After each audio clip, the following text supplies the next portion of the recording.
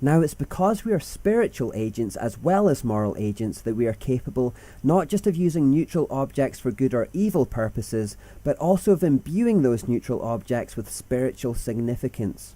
Let me explain what I mean by referring back to our trusty rock. Viewers of the Fuel Project series Know Your Enemy will remember that in ancient times people would take rock and build obelisks as monuments to the demonic gods Baal and Asherah. As we know, rock is morally neutral and not inherently evil. But because these obelisks were designed as an act of worship to Satan, they became a profane thing in the sight of God, and he despised them. In a similar way, we know that God's people in the Old Testament used morally neutral rock to build temples and altars, which were then consecrated to God to make them holy. So you see, one man could take a type of rock and make an obelisk to Baal with it, and another man could take the exact same type of rock and build a temple to God with it. In doing so, one has been imbued with profanity and the other with holiness. Because we are spiritual beings, we are capable of imbuing neutral things with spiritual significance. To use another example, in Know Your Enemy, we looked at how occultists create symbols and imbue them with hidden meanings and power. Again, shapes and lines are neutral things. There's nothing inherently evil about a triangle, circle, or a square.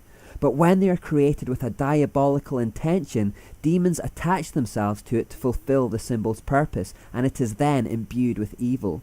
I call this the Jonathan Livingston Seagull effect in Know Your Enemy, and this is essentially what witchcraft is about. So for example, someone could create a god out of thin air, just out of their imagination, and call it Bearus, the bear god. They could build a wooden idol for it in the shape of a bear, and a demon will then assign itself to the position of Bearus to receive worship. In a sense, Bearus, although initially created from thin air and imagination, becomes spiritually real, but only in the sense that a demon has taken on the role. Indeed, behind every idol and every false god, there's a demon. Therefore God will despise that idol and everything associated with it because of what it has been imbued with and what it represents.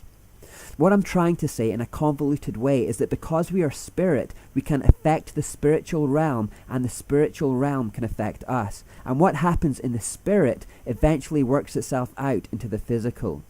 We can look at neutral things, therefore, as a blank canvas or empty containers. We can fill them with spiritual significance, and this has repercussions that people often don't think about. For example, if you have things in your home like Buddhas, African tribal masks, dream catchers, Masonic aprons, obelisks, occult books, Ouija boards, rock music that glorifies Satan, or anything of that nature, although these things are made from basically neutral stuff like wood, fabric, or plastic, they have in fact been consecrated to demonic spirits. They have been imbued with diabolical spiritual significance. And because that's the case, not only are they a detestable thing in the sight of God, but those same demonic spirits are now most likely being given legal access to your home. Turn to Deuteronomy in the Bible and we'll see how God tells his people that they must be vigilant in keeping their camp clean of detestable objects. You must burn their idols in fire, and you must not covet the silver or gold that covers them. You must not take it, or it will become a trap to you, for it is detestable to the Lord your God. Do not bring any detestable objects into your home, for then you will be destroyed, just like them. You must utterly detest such things, for they are set apart for destruction. In ancient times, it was common for idols to be made of wood and then covered with a layer of beaten gold or silver.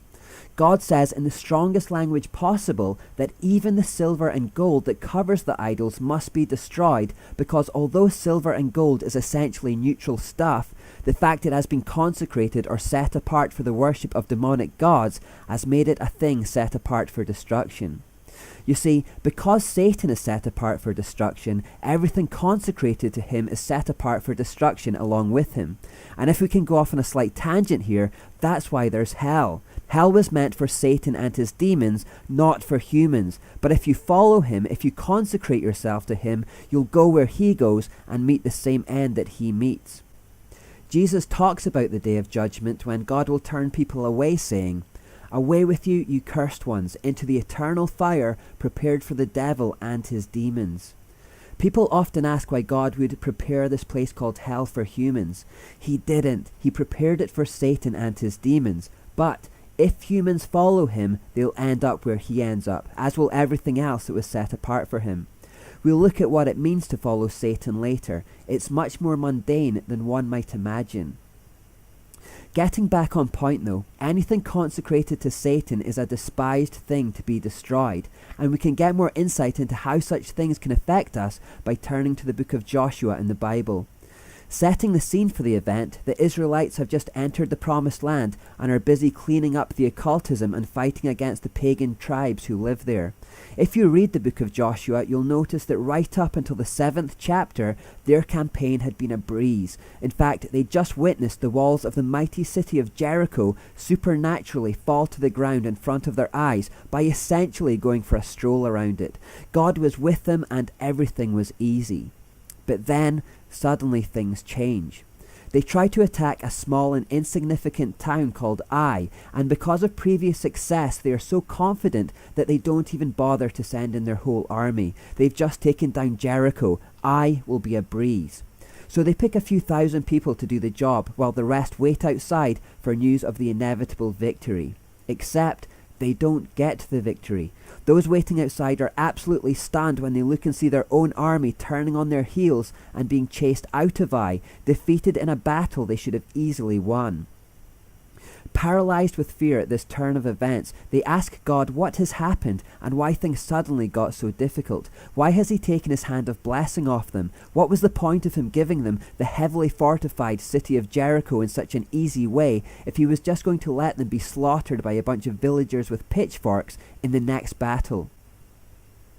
God tells them that the reason for their frustration was that a man from their own camp called Achan had plundered a detestable object from one of the previous pagan towns and had stashed it amongst his own belongings, a Babylonian robe along with 200 coins and some gold.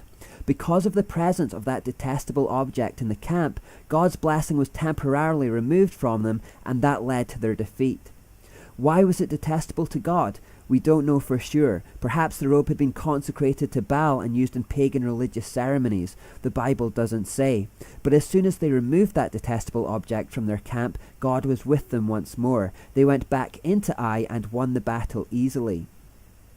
So when God was with them, everything was easy, and when they were disobedient by defiling their camp with a profane object, God removed his presence, and things that should have been easy were difficult.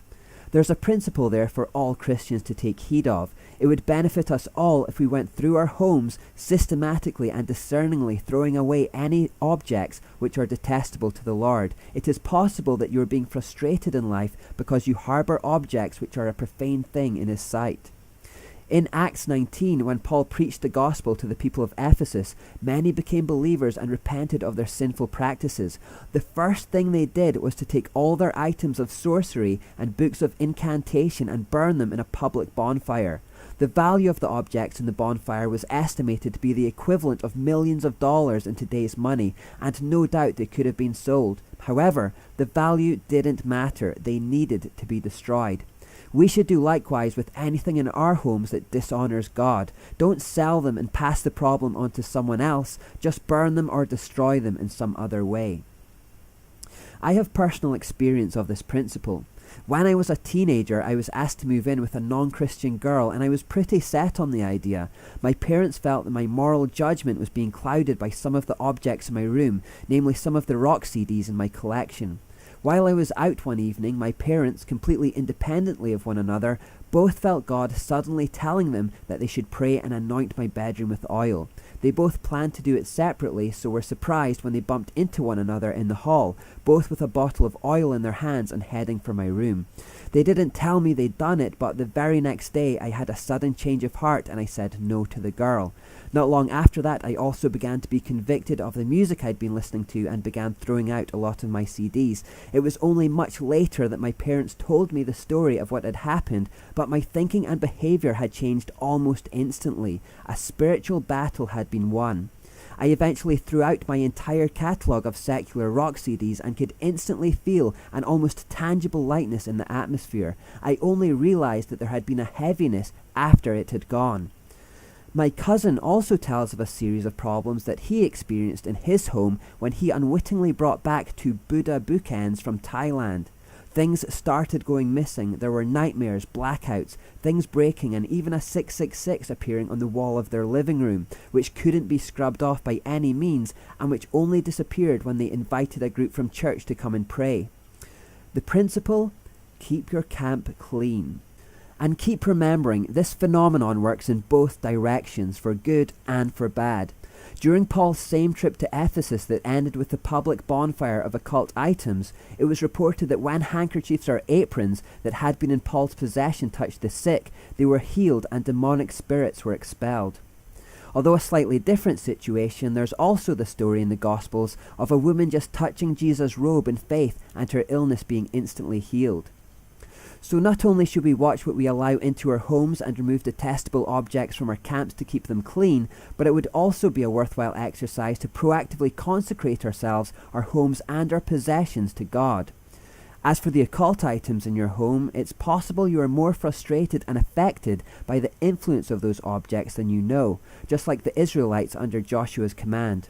I'll include a checklist of some common occult items as an appendix to the series, but don't rely solely on it. Let the Holy Spirit guide you and always respond to your conscience. God speaks through it. So in these first two parts we have established some basic things which can be encapsulated by our symbol. Namely that neutral things can be used for good or evil by moral agents like ourselves, and that they can even be imbued with holiness or profanity by spiritual beings like ourselves. Also, what is happening in our souls and spirits is going to have an effect on our external decisions. Finally, it's also worth noting that we are capable of completely neutral acts too. If I took the dishes out of the dishwasher and put them in a cupboard, I haven't done anything moral or immoral there. It remains a completely neutral act. That seems like a pointless statement now, but it will become important later on.